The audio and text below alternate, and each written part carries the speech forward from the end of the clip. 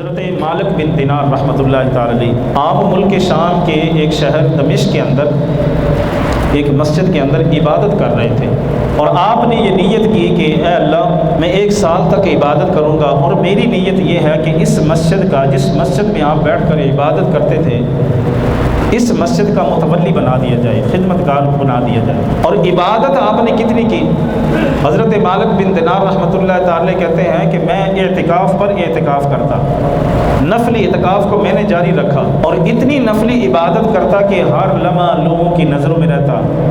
کہتے ہیں کہ 1 سال تک میں نے اس انداز سے عبادت کی کہ ہر وقت ہر لمحہ جو ہے وہ مسجد میں رہتا، اللہ تعالیٰ کی عبادت میں مصروف رہتا۔ آپ فرماتے ہیں کہ سال گزر گیا، جو میری نیت تھی کہ اس مسجد کا مجھے متولی بنا دیا جائے، آپ فرماتے ہیں سال کے بعد جب میں مسجد سے باہر نکلا، پورا سال کسی بندے نے میری طرف نظر بھی نہ کی۔ آپ فرماتے ہیں کہ جب میں باہر نکلا تو غیب سے آواز آئی، اے بندے، سال کی عبادت ایک طرف ہے، جس مقصد کے لیے تو نے عبادت کی تھی وہ تیرا مقصد پورا نہیں ہوا، اور اس عبادت پر بھی اللہ کی بارگاہ میں توبہ طائب ہو جا، سچی توبہ کر۔ حضرت مالک بن دینار رحمۃ اللہ تعالی فرماتے ہیں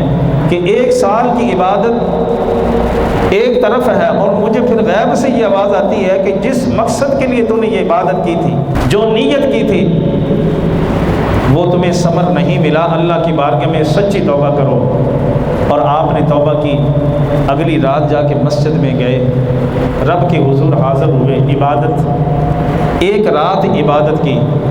جب صبح ہوئی تو لوگوں کا مجمع آپ کی بارگاہ میں کھڑا ہوا تھا۔ آپ کو اس وقت سمجھ آئی کہ 1 سال کی عبادت کہاں،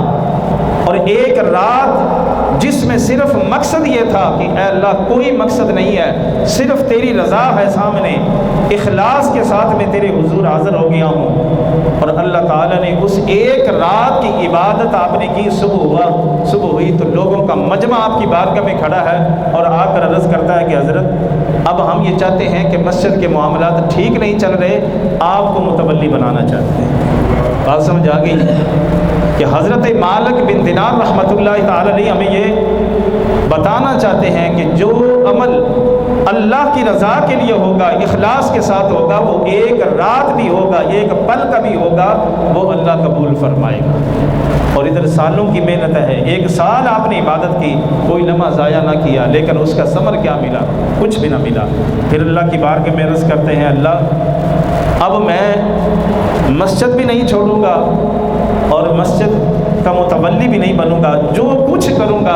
اے اللہ تیری رضا کے لیے کروں گا۔ معزز سامعین کرام، بڑی پیاری حدیث پاک ہے، آقا دو عالم صلی اللہ تعالی علیہ وسلم نے اس حدیث پاک کے اندر ارشاد فرمایا کہ 3 قسم کے صفات کے حامل لوگ جن سے اللہ تعالی محبت فرماتا ہے، اللہ تعالیٰ انہیں اپنا محبوب بناتا ہے، اپنا پسندیدہ بنا لیتا ہے۔ آقا علیہ الصلوۃ والسلام نے فرمایا، پہلا وہ بندہ جو متقی ہوتا ہے، اور دوسرا وہ بندہ جو مستغنی عن المخلوق ہو، یعنی مخلوق سے اپنے آپ کو ایک سائڈ پہ کر لے، اور تیسرا وہ بندہ جو اخفاء پسند ہو۔ آقا علیہ الصلوۃ والسلام نے فرمایا یہ 3 صفات جس کے اندر پائی جاتے ہیں، اللہ رب العزت اسے اپنا محبوب بنا لیتا ہے۔ متقی کا کیا مطلب ہے؟ تقویٰ، پرہیزگاری، اس کا کیا مطلب ہے؟ نبی پاک صلی اللہ تعالی وسلم کہ یہ فرمان ایک جملہ مختصر، ایک ورڈ ہے، متقی اللہ تعالیٰ کا محبوب ہوتا ہے۔ متقی وہ ہوتا ہے جو ظاہر اور باطن، یہ نہیں کہ ظاہری طور پر تو نظر آ رہا ہو کہ یہ بندہ اللہ سے ڈر رہا ہے، لیکن باطن میں وہ اللہ سے نہ ڈرتا ہو۔ فرمایا اس کا ظاہر اور باطن جو ہے دونوں طرف سے وہ اللہ سے خوف بھی کھاتا ہو، اور اللہ کی تعالیٰ کی نافرمانی کرنے کی طرف کبھی نہ جاتا ہو، فرمایا اسے متقی کہا جاتا ہے۔ اور مستغنی عن المخلوق، جس کے اندر یہ صفت پائی جائے، اللہ اسے بھی اپنا محبوب بناتا ہے۔ فرمایا کہ جس بندے کے اندر اپنی فقر و فاقہ آ جائے، وہ حالات خراب ہو جائیں، تو وہ اپنی آرزوئیں، اپنی تمنائیں، اپنے فقر و فاقہ کا واویلا لوگوں کے سامنے نہ پیٹے، بلکہ وہ جب بھی اپنی فقر و فاقہ، اپنے معاملات کو اگر رکھے تو اللہ کی بارگاہ میں رکھے۔ فرمایا جو مخلوق سے اپنے آپ کو الگ کر لیتا ہے اللہ تعالیٰ پھر اس کی جوڑیاں بھر دیتا ہے۔ سے بندہ اپنی نیتیں لگا کے بیٹھ جائے، اپنی امیدیں لگا کے بیٹھ جائے، یقیناً اللہ تعالیٰ کی ذات مسبب الاسباب ہے۔ اب وہ انہی بندوں کے ذریعے اسباب پیدا فرماتی ہے نا۔ جب اللہ تعالیٰ سے مانگے گا تو پھر اس کی عزت بھی رہے گی، اور اللہ تعالیٰ جب اسباب پیدا فرمائے گا نہ تو اس کے اندر ذلت ہوگی اور نہ لوگوں کے سامنے وہ شرمندہ ہوتا پھرے گا، بلکہ جب وہ اللہ سے مانگے گا، اللہ اسباب مسبب الاسباب ہے، وہ اسباب اس کے لیے مہیا کرے گا، لوگ ہی سبب بنیں گے، اور پھر اللہ تعالیٰ اس کے ذریعے اس بندے کو عزتوں سے بھی نوازنا ہوگا۔ پھر تیسری بات اس حدیث پاک کے اندر نبی پاک صلی اللہ تعالیٰ علیہ وسلم نے فرمائی، جو اخفاء پسند ہو، یعنی اپنے اعمال چھپ چھپا کر کرتا ہو، اس کی نیت کیا ہو۔ نبی پاک صلی اللہ تعالیٰ علیہ وسلم نے یہ جو مختصر جملہ ارشاد فرمایا ہے، اب علماء نے اس کی تفسیر بیان کی، فرمایا جب بھی وہ نیک عمل کرے تو اس کا مقصد چھپ چھپا کر یہ ہو کہ لوگ کہیں دیکھ نہ لے میرے عمل کو، اور کہیں میں ریاکاری کے اندر نہ آ جاؤں۔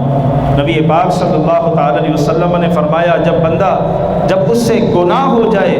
تب بھی وہ اپنا گناہ چھپائے، لوگوں کے سامنے اس کا اظہار نہ کرے، فرمایا کیونکہ گناہ کا اظہار کرنا بھی گناہ ہے۔ فرمایا جب بندے کا یہ عمل ہوتا ہے کہ اس کی نیکیاں، اس کے اچھے اعمال بھی وہ چھپ کر اس لیے کر رہا ہوتا ہے کہ لوگوں کے سامنے ریاکاری دکھلاوا نہ ہو جائے، نمود و نمائش نہ ہو جائے، اور میں نے اگر برا عمل کیا ہے تو اس کو بھی چھپائے، سچے دل سے توبہ کرے، فرمایا یہ بھی اللہ کا محبوب بن جاتا ہے۔ احباب گرامی قدر، ہمیں یہ چاہیے کہ اپنے اعمال کے اندر اخلاص پیدا کریں، ریاکاری سے، نمود و نمائش سے اپنے آپ کو محفوظ فرمائیں۔